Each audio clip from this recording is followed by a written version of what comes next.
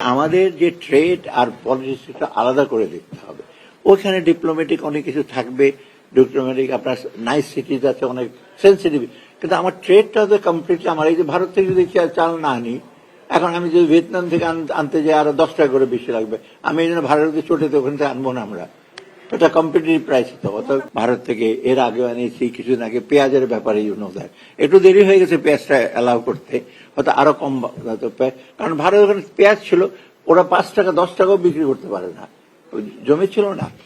তো এখন তাড়াতাড়ি কমার্স মিনিস্ট্রি থেকে বলতে আনতে পারে। বাইরে আপনারা যত শুনেন কি হয়ে যাচ্ছে হয়েছে, কিছু কিছু তো বক্তব্য আসে, এগুলো তো আমরা কন্ট্রোল করতে পারবো না। আপনারা তো আবার প্রেসের স্বাধীনতা চান না। না, চিফ অ্যাডভাইজার সাহেব কথা বলছে, ওনার তো বন্ধু বান্ধব আছেন যাদের সাথে ভারতের গভীর সম্পর্ক, সর্বজনা ভারতের সাথে না, আছে যারা সম্পৃক্ত আছে ভারতের সাথে, তো আদার কান্ট্রি।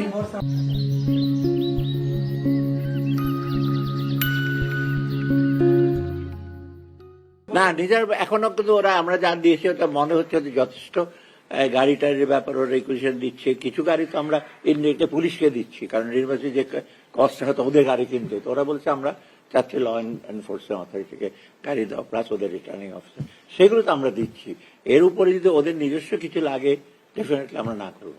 আর ভারতের ব্যাপারটা আমি আবারও বলি, আমরা কিন্তু আটমোস্ট চেষ্টা করছি, সেই জন্যই কিন্তু আমরা কিন্তু এটা কিন্তু কোনো আমলে নেই যে ভারতে কি হচ্ছে, চাল আনবো কেন, চাল তো অন্য দেশে থেকে আনতে হয়, 10 টাকা বেশি করে ওদেরকে শাস্তি দেই, এরকম তো কিছু না। আমাদের যে দেখেছি যে বেস্ট প্রাইস টাইমলি ছিল। না, বেশিরভাগ প্রকল্প কিন্তু 72% ইমপ্লিমেন্টেড, 82% ইমপ্লিমেন্টেড। এগুলো বেশি নতুন প্রজেক্ট, 1-2টা নিয়েছি, কতগুলো নতুন প্রজেক্ট আছে খুবই ছোট। একটা প্রজেক্ট আছে আন্ডার প্রিভিলেজ চিলড্রেন সোশ্যাল ওয়েলফেয়ারে 40-50 কোটি টাকা। এটাকে ওই সরকার মানা করবে যে যারা এতিম বাচ্চাদের জন্য, এটা অরফানেজ, এক্সট্রা ডিফারেন্ট একটা বড় প্রজেক্ট, এটা একটা অবশ্যই দরকার, কারণ এটা মাত্র আমরা 20% আমরা খালি ইসে করি। আর আপনার জানেন ওদের কোয়ালিটিটা এখনো কিন্তু কি যে ইউরো 2, ইউরো 5 যাওয়া উচিত। কদিন পর ওর তেল দেওয়া গাড়িও চলবে না। অত এটা আরেকটা সুবিধা কি, এটা ফান্ডিং যেটা ইনভেস্টমেন্ট হিসেবে এটা অ্যাসিওর্ড। সেটা তো আরো রিজন যে আমরা দুই দেশের মধ্যে যেন কোনো তিক্ততা না হয়। এটা যদি বাইরে থেকে যেই করে থাকে, আমরা চাচ্ছি না এটা দুইটা দেশে অ্যাপারেন্টলি কোনো তো ঝামেলা নাই আমাদের সাথে, যে ট্রেডের ব্যাপারে না, ইকোনমিকের সাথে বললাম, পলিটিক্যালি শুধু খুব ঝামেলা তা তো না। ওরা তো একেবারে আমাদের পলিটিক্স একেবারে ইন্টারফেয়ার করে, হয়তো কিছু কিছু বক্তব্য রাখে, আমরাও রাখি সেটা।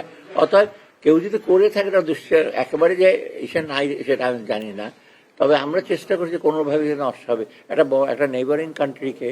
আর যেখানে আমরা সবসময় বলছি যে প্রফেসর ইউনূস আমাদের চিফ অ্যাডভাইজার মহোদয় বলেছেন, আমরা কিন্তু রিজিওনালিজমে বিশ্বাস করি।